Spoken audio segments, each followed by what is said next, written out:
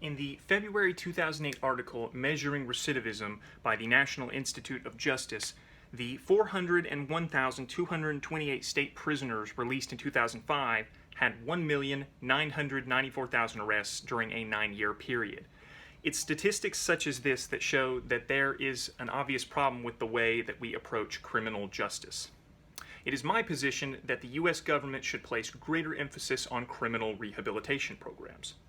Now, through the course of this debate, I will showcase the issue in my ill, I will show who is responsible for this issue in my blame section, I will then move on to a potential solution in my cure, and finally, I will look at the relative costs compared to the benefits of putting in place this new system. In terms of credibility, I believe that my research on the topic of criminal rehabilitation makes me credible to speak about this, at least for the purposes of this presentation. So now that I've sort of outlined my argument, I'm going to go ahead and jump in, and we're going to start with my ill section. So what is the issue here? Basically, it's an endless cycle of crime, incarceration, and then for these same prisoners to be freed and then put back in. Basically, in terms of the quality of the issue, many individuals who could be productive members of society are stuck in this cycle of committing crimes, being incarcerated. They will then later be freed, but they will only be put back in for recidivism. This is sort of an intermittent process. And in terms of the quantity of this issue, this doesn't just affect the people who are being incarcerated. You see, more money has to be invested to put these immense numbers of prisoners into prison to hold them in these facilities, many of which have actually done their time and been released, but are only being put back in for reoffending. So now that we have looked at the ill, I'm going to go ahead and talk about the blame section. So who exactly is responsible for this problem? Well, I'm going to place two different types of blame on two separate entities. First of all, I'm going to place structural blame on the U.S. government for putting this prison system in place, and then I'm going to place attitudinal blame on the American public, who helped to perpetuate this system with their opinions about crime and punishment. So now that I've sort of briefly covered the blame section, we can go ahead and jump into what we can do, the cure section. So how would we cure this? Well, I would recommend a new system where elements of criminal rehabilitation could be more strongly implemented in prison systems, such as more mental health resources. And I would also suggest that we invest in rehabilitation programs that will assist in the transitional process. First of all, I want to say that although improvements are being made in U.S. prison systems in regards to having mental health resources, they still have a long way to go. You see, in Christine Herman's February 2019 article, Most Inmates with Mental Illnesses Still Wait for Decent Care, it is shown that although the U.S. correctional facilities are the largest provider of mental health resources in the U.S., they don't seem to be giving adequate levels of mental health care, even after lawsuits have led to court mandates for better conditions. A second thing that needs to be tackled is more investment, economic investment in rehabilitation programs to help with this transitional cycle. Basically, we need to be putting more money into these systems that will help inmates move from prison out to society successfully. In Melissa Lee's March 2018 article, From Prison to Communities, Confronting Reentry Challenges and Social Inequality, she argues that we need to be giving prisoners education, skills, counseling, and drug or addiction treatment so that they will be able to better handle these challenges that they are going to be facing as they're trying to move back into society. And I think you can really see that if we don't give them these benefits, it's hard for some of them at least to see how they have any other option once they're back out on the streets except for going back to crime again. So, in a nutshell, that's my cure. But what are the relative costs versus the benefits of this system that I'm advocating for? Well, let's touch on that for a second. And first off, I'm going to talk about the potential costs.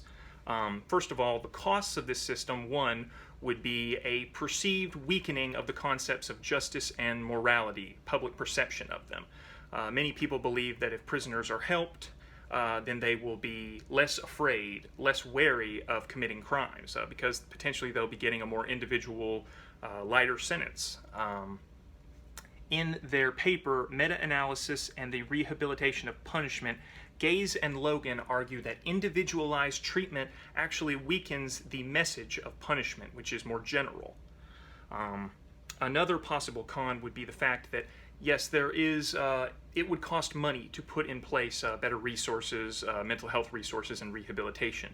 This would be an initial monetary investment. And basically, there would be benefits over time, but they might not be immediately apparent. And for the people who are going to be putting their money into this, you can see why they wouldn't want to be giving up their money if they can't immediately see what they're getting back in return. It might take a while. But in that last comment lies the exact benefit of this system, is overall long-term societal reform. Basically, over a longer period of time, society and the economy will benefit by investing this amount of money. You see in Dahl and Mogstad's March 2020 article, The Benefits of Rehabilitative Incarceration, it stated that typically a lot of European countries employ a correctional or prison system that uses shorter sentences and places a higher emphasis on rehabilitation as opposed to punishment. The two speculate that if a European-style prison system that, yes, did cost more in terms of money and used shorter sentences were put in place in the U.S., that would result in significant U.S. cost savings. It's also important to note that there would probably be significant benefits from lower rates of victimization, but that's albeit a little bit harder to quantify. So, in conclusion, based on the points above, it's my position that the U.S. government should place greater emphasis on criminal rehabilitation programs. In my ill, I defined the issue, which was these criminals stuck in an endless cycle of crime, incarceration, being freed only to be put back into prison again. In my blame section, I placed separate forms of blame on two entities: structural blame on the U.S. government for putting this system in place, and attitudinal blame on the U.S. public for perpetuating this system with their views on crime and punishment. In my cure section, I posited my solution to be that we should set in place a new system that allows prisons to more strongly incorporate rehabilitative features such as mental health resources and therapy, and also we should invest more money in rehabilitation programs that help with the transitional cycle for these prisoners going from incarceration back out into the free world again. And finally, after my cure, I talked about the separate costs versus the benefits of the system. The costs being that possibly a weakening public perception of justice and morality, in addition to a monetary investment that would maybe not see returns immediately. However, I showed the benefit to be over a long period of time, long-term social reform, along with significant U.S. cost savings and lower rates of victimization. So I'll leave off basically with this. In a country that has such high rates of incarceration and crime recidivism, it is essential that we attempt to rehabilitate our prisoners, not only to lower U.S. crime rates, but to create productive members of society. Thank you.